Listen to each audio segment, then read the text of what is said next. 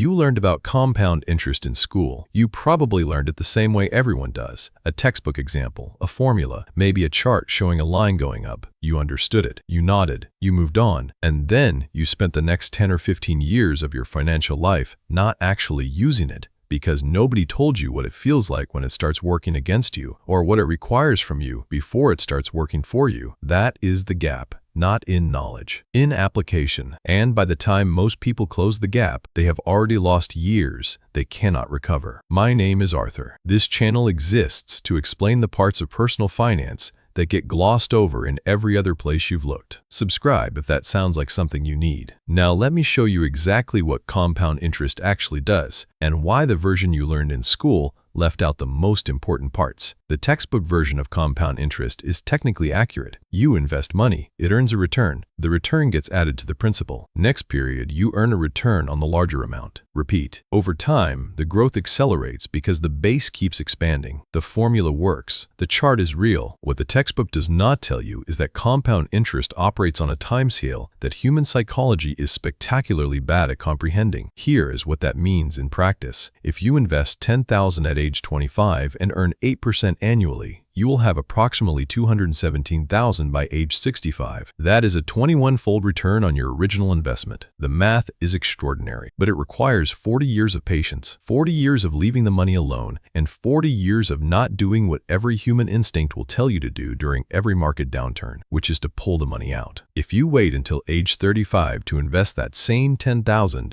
you will have approximately $100,000 by age 65, not $217,000, $100,000. The 10-year delay cost you $107,000, more than 10 times your original investment, and you did nothing wrong except start late. That is not a cautionary tale about bad decisions. That is the math of compounding operating exactly as designed. Now here is the part nobody teaches you. Compound interest does not just work in your favor. It works against you with exactly the same mechanism, on exactly the same time scale, with exactly the same acceleration. And for most Americans, the compounding working against them started long before the compounding working for them. The average American carries approximately $6,500 in credit card debt, according to the Federal Reserve's 2023 Consumer Credit Report. The average interest rate on that debt is approximately 22%. At 22% annual interest, $6,500 becomes $7,900 after 1 year if you make no payments. After 2 years, $9,675. After 3 years, $11,083. You did not spend any more money. You just owed more because interest compounded on the previous interest. The same mechanism that makes your investment account grow is making your credit card balance grow, except the credit card is doing it at 22% instead of 8%, and it is running every single month whether you think about it or not. This is the asymmetry nobody explains clearly enough. The compound interest working for you requires decades of patience and consistent contributions. The compound interest working against you requires nothing from you at all. It runs automatically. It charges you while you sleep. It does not need your participation. It only needs time. The practical consequence of this asymmetry is that the first financial priority for most people, before investing a single dollar in the stock market, should be eliminating high-interest debt. Not because paying off a credit card is exciting, not because it makes a good story, because paying off a 22% interest rate credit card delivers a guaranteed 22% return on that money. There is no index fund, no stock, no investment vehicle on earth that delivers a guaranteed 22% return. Paying down high-interest debt is the highest returning investment most people will ever make, and most people do not think of it as an investment at all. According to a 2023 study by the National Bureau of Economic Research, households that carry revolving credit card debt while simultaneously contributing to retirement accounts are, on average, losing money on the spread between their debt interest rate and their investment return. The average credit card rate of 22% versus the average long-term stock market return of approximately 8% creates a 14 percentage point gap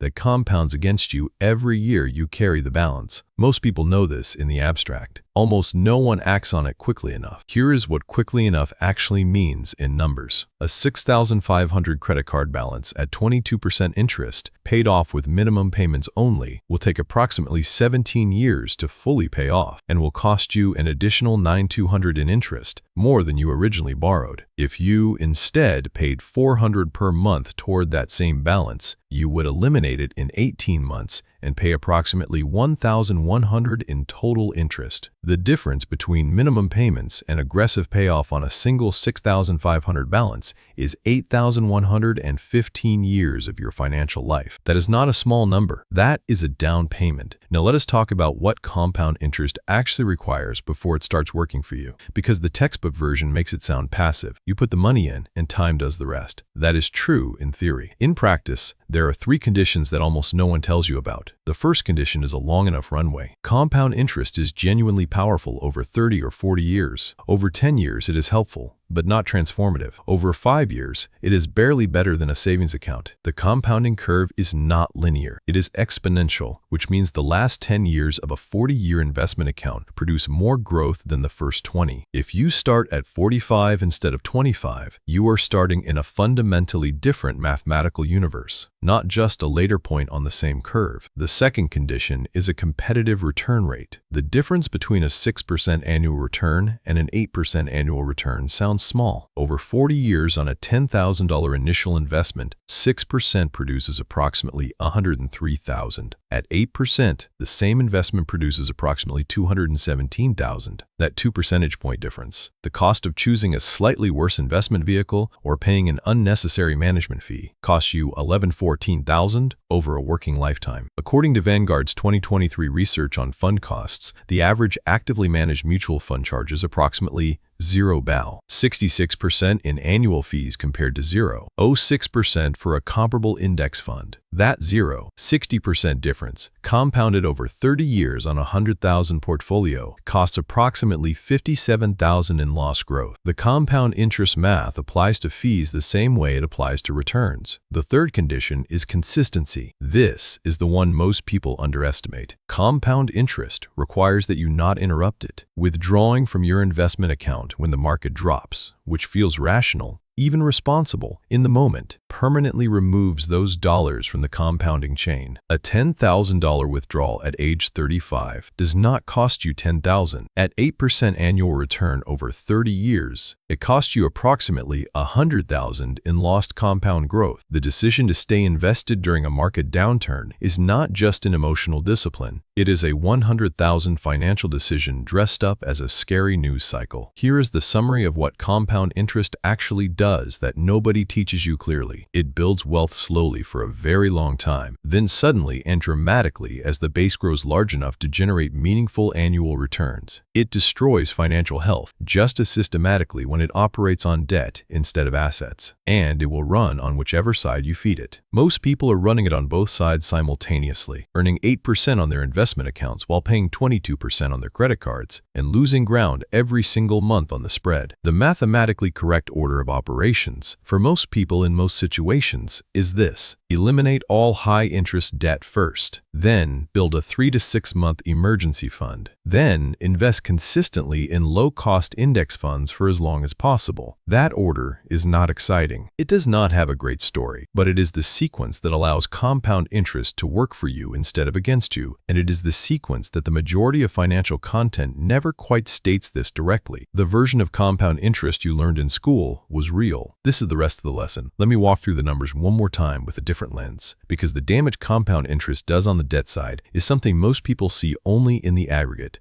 never in the specific. And the specific is where it starts to feel real. Imagine 2 people. Both are 30 years old. Both earn $65,000 per year. Both have $400 per month available after their essential expenses. Person A has no credit card debt. Person B has $8,000 in credit card debt at 21% interest. Person A puts all $400 per month into an index fund. Person B puts $400 per month toward the credit card minimum plus extra. Person A will have approximately $505,000 by age 65, assuming 8% annual returns. Person B will spend the next 22 months eliminating that credit card balance, paying roughly $1,400 in interest before they can begin investing. By the time Person B starts investing, Person A has already accumulated approximately $14,000. That gap will not close. It will widen. By age 65, the cost of that $8,000 in credit card debt, not in interest paid, but in lost compound growth, is approximately $46,000. That is compounding operating against you and for you simultaneously, and the spread between them is everything. There is another dimension of compound interest that almost nobody discusses because it is uncomfortable. Inflation. At 3% annual inflation, the purchasing power of 100 today will be approximately 74 in 10 years, 55 in 20 years, and 41 in 30 years. Compound interest does not just apply to money you invest or money you borrow. It applies to the cost of everything you buy. The money sitting in a checking account earning 0.1% interest is not staying flat. It is losing approximately 3% of its purchasing power every year, which compounds over time. Over 10 years, a $50,000 emergency fund earning nothing loses approximately $15,000 in real purchasing power. This is why high-yield savings accounts, currently offering between 4%